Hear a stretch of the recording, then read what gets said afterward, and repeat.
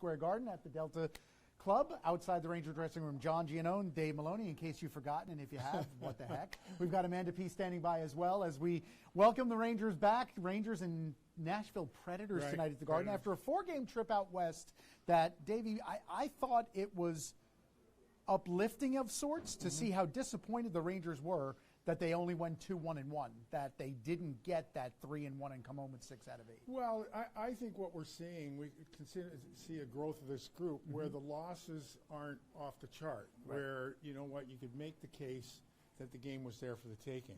And I know David Quinn thought that the second and third period against the Kings were not very good. Not to beg to differ with the coach, but I thought that game in L.A. was winnable also. L.A. shut a lot of things down, but the Rangers did have chances, and Jonathan Quick is allowed to steal a game, as are our goaltenders.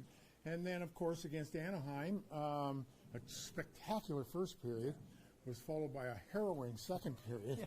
And that really probably was the worst period we've seen in some time. Pucks were turned over, and both teams were sloppy, but we were sloppier. Outshot 18-3, but then bounced back in the third and had a really good third period. And you know what? I think on further look, I think Hank was screened on the power play goal late. And then by his own guy or by one of their guys? Their guys. It was, right? So he Comtois sort of cruising through. And as he comes through, the puck comes from here, and he's right. So you see Hank's in pretty good position. Because it hits his blocker, right? So he's in the position that he's going to give himself the best chance. But I don't think he could see. He definitely didn't follow the puck. I mean, he moved to it after it was behind him. So you could tell when that happens, it usually means he was screened. And even on the second goal, where he gets way out of position, the thing is, I've talked to Steve Valiquette, and I'm not sure if he'll talk to it tonight. Another reason why you should tune into the broadcast. Absolutely. But Hank traditionally is a post-to-post goaltender. And what happens is he gets out of position, but the key thing in that goal sequence was the puck ricocheted off Mark Stahl's skate. So Stahl is coming back, and just by happenstance, it hits Stahl's skate right under the stick of Gudbranson, right? So again, Hank, well, I'm not sure the last time I ever saw him out of position like that. That far out of that far out of position. So it's momentum. And then he scrambled a little bit to get back. So the point is, I think I was reassured by Steve, because I think we've been so accustomed to Henrik being Henrik that sometimes when goals beat him, you go, boy, could he have had that one? Or, man, he was way out of position. You know what? I think you got to continue to believe in him, because both of those goals, there were circumstances that if you looked at it a little more carefully, you know what? I'm not sure what he could have done differently. Well, we will see Alex Georgiev tonight for the Rangers, and what a stretch he's on right now. 4 wins in the last 5, and in those 5 games, he's allowed 7 goals. His save percentage is about .960, and his goals against is about 1.4. And he's been a tremendous penalty killer, right? He's 42 for 42. Oh, by the way, penalty kill shot or power play shots against. So. And I think, you know, again, the difference is, you know, it's that explosiveness, and he seems to be always square to the shooter. Those are the things that have impressed me. And, you know, you continue, and it's all kinds of things, the worries about what are they going to do in goal because of Shesterkin, and that is an access of wealth in a position that people would pay dearly to be in the situation that the Rangers are when it comes to goaltending. Don't you get the feeling that fans care much more about that stuff, or are so much more obsessed with it than the organization is? The organization seems to be taking an attitude that, hey, look, Igor is still in the infancy of his North American career. Even though he's 24, it's all going to work out. It is going to work out. And you don't get the feeling John Davidson or Jeff Gorton are nearly as obsessive about it as the fan base is. No, I think that's fans short for fanatic, right? And, that's right. Let me see. That seems to make sense. Sometimes it's a little more fanatical, which we love, by the way. I mean, that passion is all part of it. No, it's all part of it. And I think it's interesting, too, because when you talk to the coaches, as we get the opportunity to do, and then you get the opportunity to speak to Jeff Gorton or John, they have a different sense than the coaches do. Mm-hmm. They're a little step removed. It's a day-to-day, game-to-game existence for the coach. Right. And for a player that might be in the Chateau Bow Wow, you talk maybe to Jeff Gorton or John, and they're, well, listen, he's a young kid, or this is what he's done in the past. And so I think it's just how far removed you are from actuality might determine how you view, and fans, thank God for their passion, or we probably wouldn't be here. Well, we would be talking to a blank camera with nobody watching. We know people are watching because Amanda P. has a question from a viewer. What do you got? So on Twitter, Zach wants to know, should there be concern for Blueshirts, who hasn't reported a point since that game against Boston? That's probably one of the talking points, the status of Pavel Buchnevich, who has struggled to put points on the board and seems sometimes to be his own worst enemy when things aren't going well. Yeah, we've talked about Pavel over the course of time, and all I can say, it's funny because I'm going to talk about he and Chris Kreider on the pregame show. They need to score. They, this has been pennies from heaven with the performance of Mika Zibanejad and Artemi Panarin, but you have to kind of wonder how long can they keep that going. And I think to a certain degree, the younger guys, if you can say hit a wall, which would be totally understandable, 30, 35 games in, the next stretch might be a little bit tougher. The guys that you look at who have a proven track record of scoring goals need to chip in the goal, and Pavel's one of them. And as is Chris Kreider. To me, Buchnevich had 3 or 4 wonderful chances against Anaheim. He did. So it's a little bit like for any golfer out there, if you get around the hole, something's going to fall in. Right? So, and I would like to see, although Chris has been good at chipping pucks and being in front of the net, just like to see Chris just give himself a chance to score. What'd you make of Chris finding himself on a different line in the third period the other day? Well, you know what? If you're sitting there, and it's a pecking order, right? And if you're sitting there not kind of wondering or not doing anything about wondering why you're there, then by all means. But tonight it looks like he'll be back with Zibanejad and Buchnevich on the right side. For now. So, but they need him. They need him. See, for me, Buchnevich is at least getting chances. Right. You just need Chris to take that step to give himself a chance to score. It's fine to be in front and tip it here or there, but if you got a chance to shoot at the net or drive the net, drive the net. Yeah, and he's even talked when he came back to the bench the other day and has talked about fumbling with the puck. Yeah. That his hands don't feel quite right now. You know. Yeah, well, again, you gotta, you know what? You have to find a way. Find your way through it. You do. All right, Amanda, what do you got? So on YouTube, YouTube. people want to talk about Panarin. What have you guys seen from him so far? Panarin. Leadership quality. Okay. 42 points in 32 games, 19 goals so far, 6 goals in the 4 games out west. What we've seen from him in terms of hockey ability is stupendous. What have we seen from him, you're between the benches every game, from a leadership perspective? Well, he leads by performance, and he leads by example when it comes to playing the game. Yeah. He does, when he turns the puck over, it stands out because he never turns it over. Right. He never turns the puck over. When that, and he had a couple in the game against Anaheim in the second period, but it was all in an attempt to move it. Sometimes even, a great player like he moves it at the wrong time in the wrong area.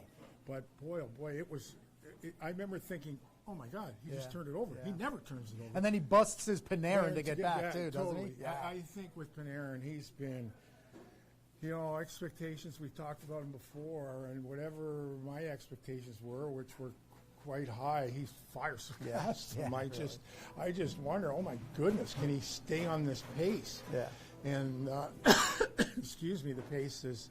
But the thing I do like about him is he leads by absolute example. I like how fun-loving he is. Oh, totally. Right? He came to the bench the other day after his goal. He was watching the replay down on our little monitor, and then I looked at him, and he just went like this, as if to say, I had that much room, and then he winked, and he kind of smiled. Yeah. And I think fans pick up on that, and I think they players certainly pick up on it. I think they like that he keeps things loose by and Oh, no, he does. I mean, he's always, when I'm standing there, especially at the Garden, he'll come over and he'll knuckle up on the glass. Yeah, he's very engaging. And quite an engaging personality, there's no question. Yeah. And, You know, it's just like a lot of teams. Where would Boston be without Marchand and Bergeron? And where would Edmonton be without McDavid or whoever? I mean, you look at the top players on teams that are being competitive, and he's doing exactly what he should be doing. My eyebrows raised a little bit on this trip out west when David Quinn said Mika Zibanejad hadn't been particularly pleased with the way he was playing, and then you go out and you look at what he did on the West Coast trip.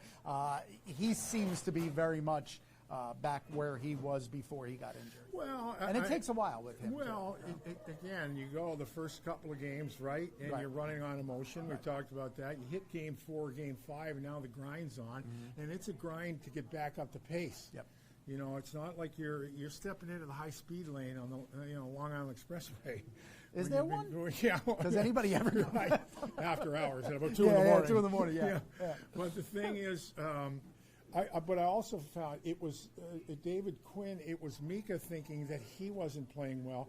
David Quinn had no problem with how he was playing.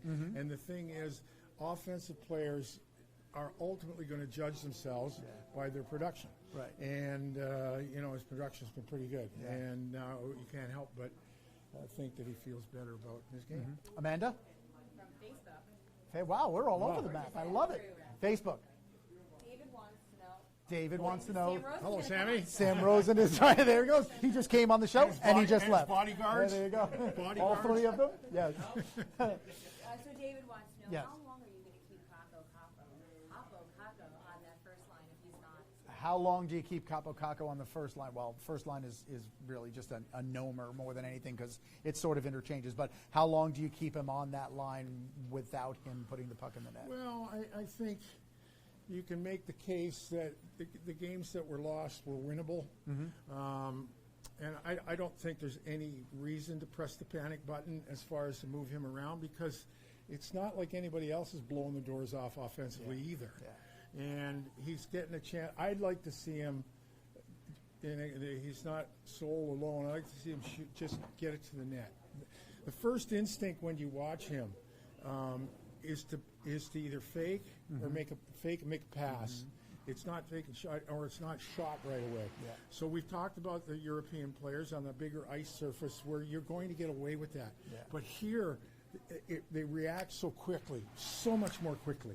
And also, too, I've noticed this all season long, he's not man strong yet. He's a big boy at 6'2", $190. But there are guys in this league, been around the league long enough to know he got pushed over a couple times. He reminds me a little bit of Zibanejad. A younger Zibanejad. I'm sorry, Hedl.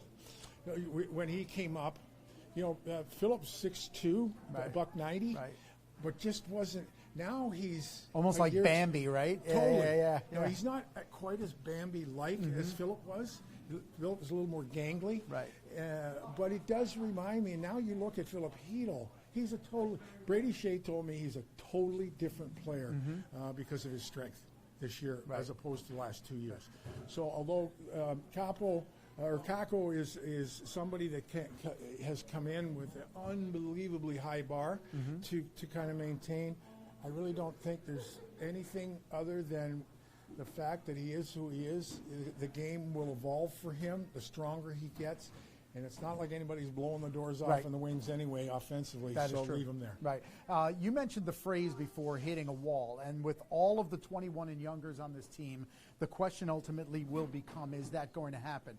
We're 32 games in. Do you suspect or see any evidence that 2 guys in particular on the blue line, Ryan Lindgren, Adam Fox, who play together, are at any point starting to inch their way closer to a wall? Yes. Yeah, you do. Yeah. There's a couple of things. First of all, we have to remember these young guys, although Ryan wouldn't have been at prospect camp. Right. Adam Fox had to come to prospect camp, had to come back, did Michigan. Right. Goes through camp, plays more games in camp than anybody's going to play because they're younger guys. And now you're 31, 33 games into a pro season where every night. And also, too, we talked about it before, first with Adam. What I'm noticing now is that first fake doesn't quite shake as many guys as it did before. Because he's got a book now. Because people are sniffing him out, right? Yeah. And also, too, where could get away with forcing an offensive rush and that support, that fourth player in, getting caught a little more. Now, so you can run on instinct, but it's not that easy. Right. So that's the thing. I think for Adam Fox, he makes it look so easy. This league is not that easy. It's not. Yeah. But you have every expectation that he's going to figure it out. Also, too, at 33 games, he's approaching max in his collegiate career. Right.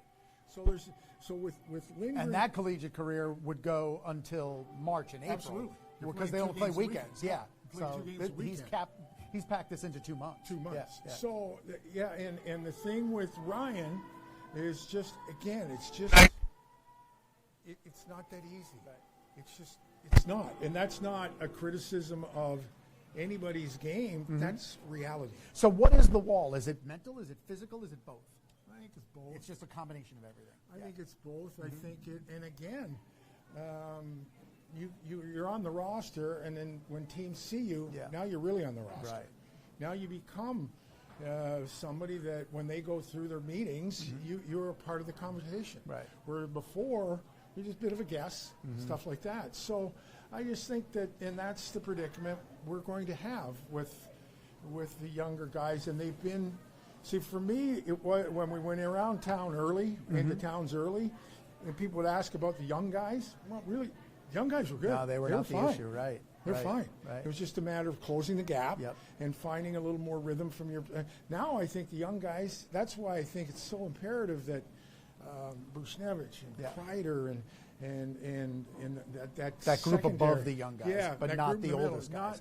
Not the Panarins and Zibanejads. Right. Even Jesper Fast. You know, you need. Continue to need Brendan Lemieux. Right. He's in that next step. Ryan Strome, who's gone Strom's 16 been good. without a goal. Yeah. But you know what? But if anybody had written it up and said we'd be 16, 12, and 4 at this point, say, really? 3 back of a playoff spot. Yeah. You know, Yeah. really? Yeah. Chris Drury walking into the building? He's one of those who would say that. Yeah, absolutely. Yeah. You got him here. So Yeah, all in all, I think there continues to be a lot of good things going on. This will be the first game back after a road trip against a national team that's lost back-to-back. They're a little banged Which up. is always dicey. Yeah. But ask Vegas what happened to them when they got back and faced the Rangers. But they're a little bit banged up, and it's important. I know Ryan Strome said, you know what, we've got to build on what happened out west. And it starts right here tonight. A word about the Predators beyond their physical issues. UC Saros is getting more and more time in net now. He'll start tonight. What should we look for? Well, what's the spotlight? Again, I think the spotlight, can you pay attention to their back end? Both Ellis and Yossi lead their team in scoring. Forsberg is a world-class player. You want to like Johansson, you don't want to let him sleep a little bit because he kind of disappears. And they're going to play an attacking game. Yeah. So when they attack, you have to be in the position to defend, and that's that F3 they talk about. Yep. I'm going to get a chance to talk to David Oliver actually on the bench before the game. So I'll tune in, see what David has to say. Yeah. And all in all, Nashville, despite the fact that they've struggled a little bit, still a more than competitive club. Excellent lead-in. 6:30 for the pregame show. Dave will be on the bench with assistant coach David Oliver. I'll be hosting with Steve Valaket. Then Sam and Joe have the call at 7. We'll see you again on Bleeding Blue Shirts. I got this. Friday at home against the Maple Leafs. Maple Leafs. Nicely done. Every once in a while I get it right. Thanks for joining us.